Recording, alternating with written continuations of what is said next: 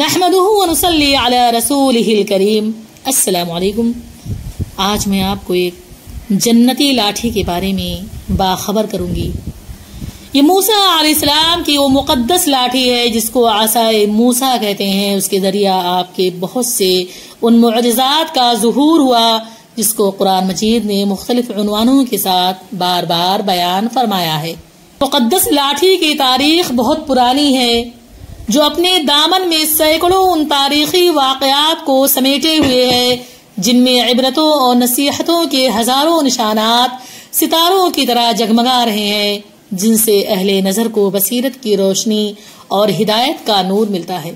ये जन्नती लाठी मूसा अलैहिस्सलाम के कद के बराबर 10 हाथ लंबी थी और उसके सर पर 2 शाखें थी जो रात में मशाल की तरह रोशन हो जाया करती थी। ये जन्नत के दरख्त पीलू की लकड़ी से बनाई गई थी और इसको हजरत आदम अलैहिस्सलाम जन्नत से अपने साथ दुनिया में लाए थे।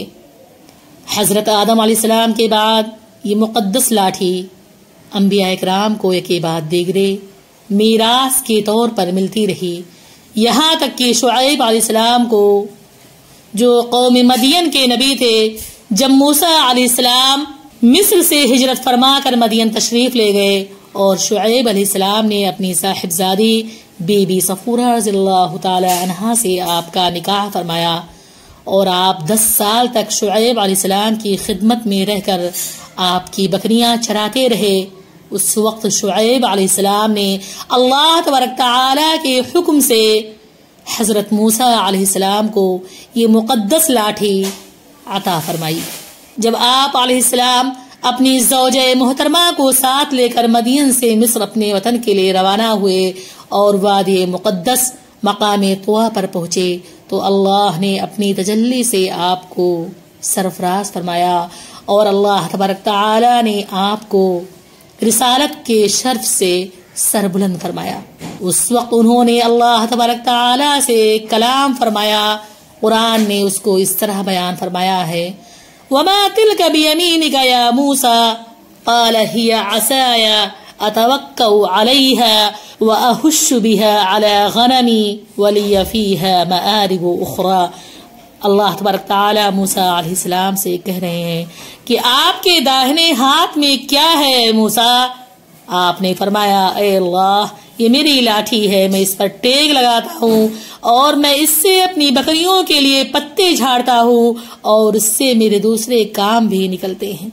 हजरत मूसा अलैहिस्सलाम इस मुक़द्दस लाठी से अपने काम निकालते रहे, मगर जब आप फिरौन के दरबार में हिदायत फरमाने की गर्ज से तशरीफ ले गए और उसने आपको जादूगर कहकर झुठलाया तो आप अलैहिस्सलाम के इस आसा के जरिए बड़े बड़े मुअजिज़ात का ज़ुहूर शुरू हो गया। वाक़या कुछ यूं है, फिरौन ने एक मेला लगवाया और अपनी पूरी सल्तनत के जादूगरों को जमा करके मूसा अलैहिस्सलाम को शिकस्त देने के लिए मुकाबला पर लगा दिया और इस मेले में लाखों इंसानों का मजमा था। एक तरफ जादूगरों का हुजूम अपनी जादूगरी का सामान लेकर जमा था और उन जादूगरों की फौज के मुकाबले में मूसा अलैहिस्सलाम डट गए। जादूगरों ने फिरौन की इज्जत की कसम खाकर अपने जादू की लाठियों और रस्सियों को फेंका तो एकदम वो लाठियां और रस्सियां सांप बनकर पूरे मैदान में हर तरफ फुनकार मार कर दौड़ने लगी। बदहवास होकर लोग इधर उधर भागने लगे और फिरौन और उसके तमाम जादूगर बहुत खुश हुए।